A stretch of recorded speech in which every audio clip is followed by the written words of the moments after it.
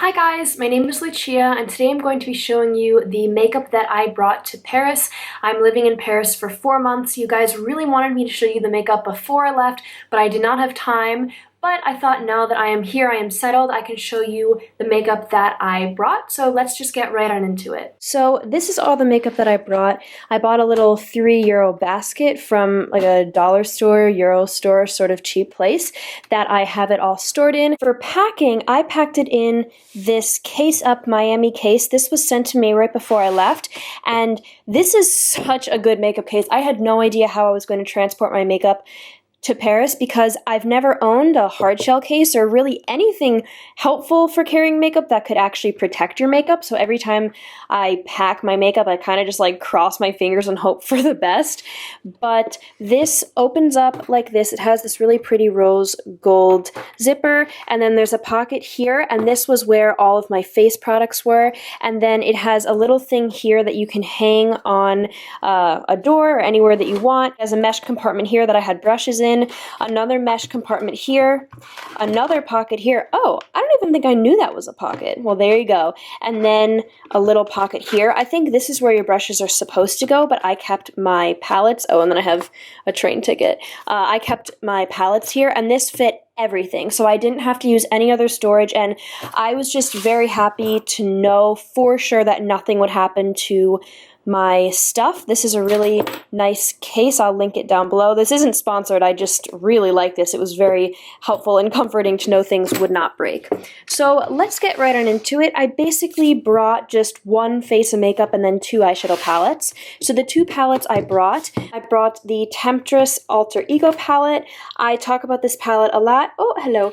I love this palette. It's a dupe for one of the Anastasia palettes. I can't remember. These were both sent to me, by the way, and I've been using this shade Champagne with blush every single day, just all over my lid and then in the crease, and it's just a really quick and easy look. You can get a lot of quick and easy looks that make you look really put together. Like, I keep getting compliments on my eyeshadow. People are like, oh my god, you're so good at eyeshadow, and I'm like, it's literally 2 shadows, but thank you.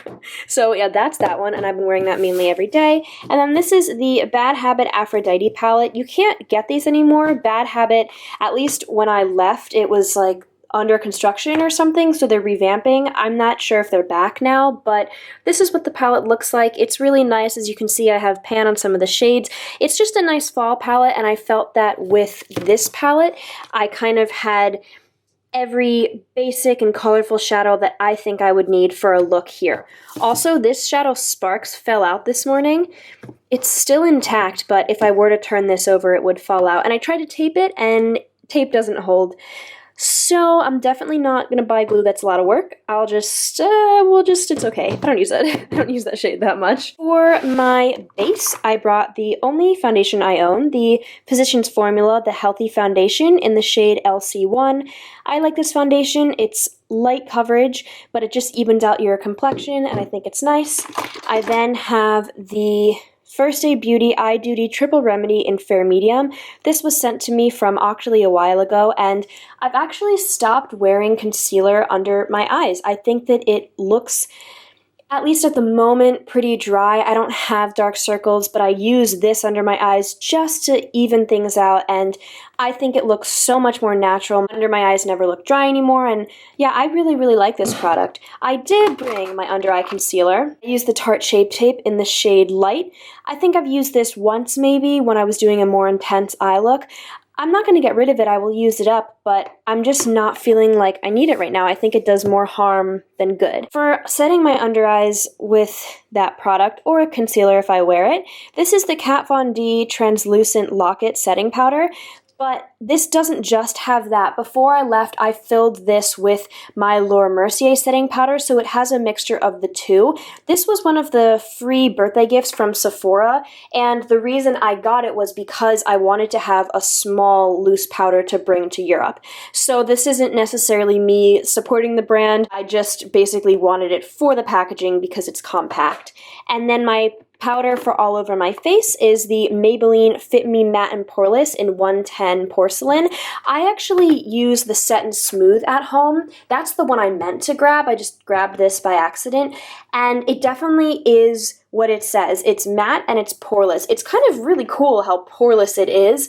I like the Set and Smooth better because I have dry skin, but I'm still going to use this. It's still good. They're not super different. This is just a little more matte, but I don't find it to be drying and it doesn't get cakey throughout the day. I really like these powders a lot. They're really cheap, and I don't know, I just don't think you need to spend a lot of money on high-end powders. I would recommend this, one of the two, if you haven't tried them. If you're searching for a powder, if you already have a bunch, obviously, no need to get it. And then my bronzer, I have the Too Faced Milk Chocolate Soleil bronzer. This is no surprise to anyone who watches my Shop My Stash because this is really the only, I own the chocolate one, but the milk chocolate is the one that works for me. The chocolate is more just for when I'm really tan. And you're starting to see some rings there. I don't really know if I'll hit pan. I don't really care. I just like that. It's the only one I have, and it's good. For my blush, I have the Milani Baked Blush in Luminoso.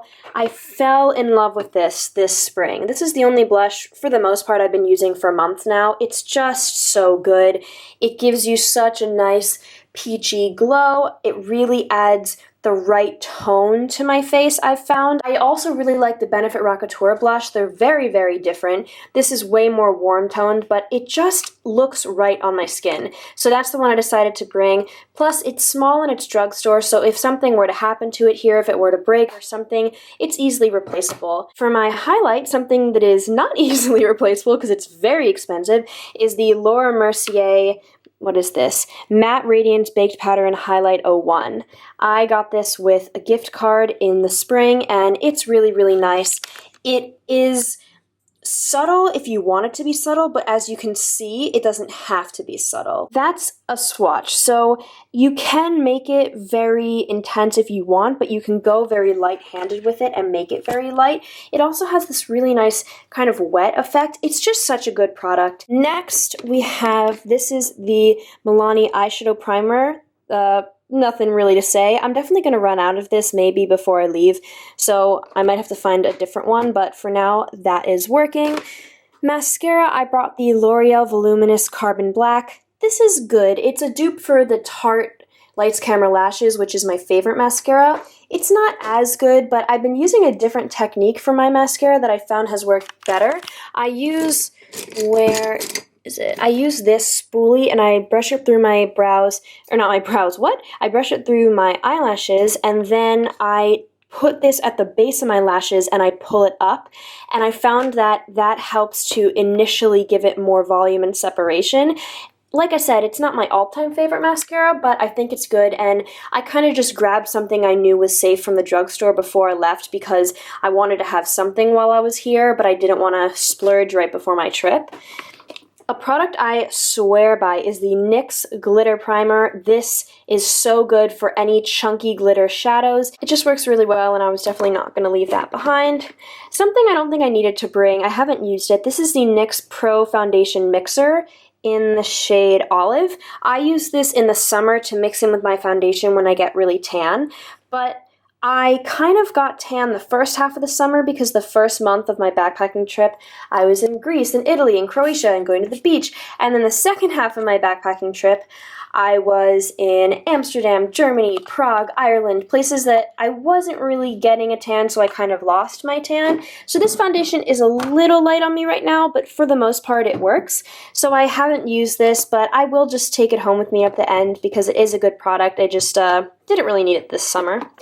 Now, this is something I bought while I was here. This is the Kiko makeup sponge. I'm not sure which one it is. I asked the lady at the store which one she recommended out of the two they had, and she said this one, so I got it. Seems good. No complaints here. I don't really have strong preferences on makeup sponges unless they're terrible, and this one is very smooth and it blends well, so yeah, I'm happy. Lastly, we have lip products and then one more thing. The thing that I've been wearing every single day is the ColourPop lipstick. I'm not sure what this is called. The name is not on it anymore, but it looks like this. I think I wear this a lot on my channel. I talk about it a lot, and it's just so good. It's like a just a perfect nudie pink, and it goes with the warm tone looks that I have been doing. I'll probably use this up while I'm here, not 100% sure. And I have the ColourPop lipstick in 27. This is a really nice shade for fall. I haven't cracked it out yet because it's still kind of warm here, but it's just a vampy color that I knew I would like to wear when it gets a little bit cooler. Although people here do not wear really makeup at all besides red lipstick, but I don't care. I don't have to be like them. I can be myself. This is the ColourPop lipstick in Money Moves. I wore this once. It's a matte formula, so it's a little less comfortable, but it's an orange, and it's really pretty. I basically brought all my lipsticks because I really only own like 7 or something. I think I either used one up right before I left or I just didn't bring it. I can't remember. This is the Becca Mauve lipstick. This was sent to me this spring. This is nice. It's not my favorite tone ever. It's a little bit darker than I would like, but in the fall it'll be really pretty to pair with the shades from the Aphrodite palette.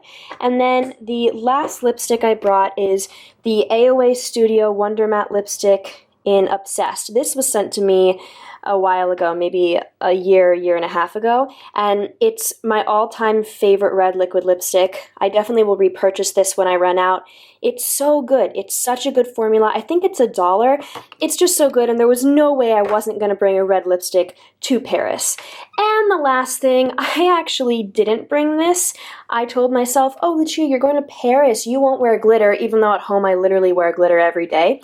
And my mom sent me a package of stuff I regretted not bringing, and I asked if she could please ship me some of the glitter. So you might have seen me wear this in some of my videos on my cheeks. It's glitter that has normal specks of glitter and then stars and moons, and it's just the perfect thing ever. I'm trying to open it. It's hard with one hand. Ah, there we go. It's suspended in kind of a jelly formula. It's just amazing, and like I said, I like to wear it on my cheeks and kind of look like a fairy, so I did have my mom send me some of it because I don't know, I just missed it. And then these are the brushes I brought. I don't think I'm going to go through them. It's basically just the brushes I use every day. I'm not even really sure. I think all of these, except for like 2, were sent to me. I'm not quite sure where they're all from, but they're all like not high-end, kind of just, you know, affordable things. And then the last thing is this AOA Studio. It's one of those brush cleaner sponge things. So once you use a brush,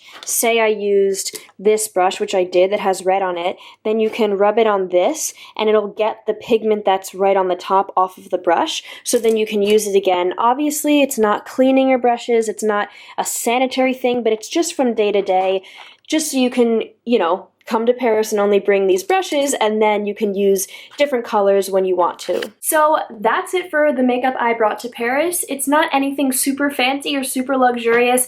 I tried to pack as minimally as possible. Like I mentioned, stuff with this glitter. I actually packed less than I think I should have. Everyone kept telling me, when you study abroad, pack less, pack less. They say to pack your bag and then take out half of it and then repack it and take out half of it again. But I don't overpack. That's not something I do. So I kind of underpacked because I got nervous that I was bringing too much.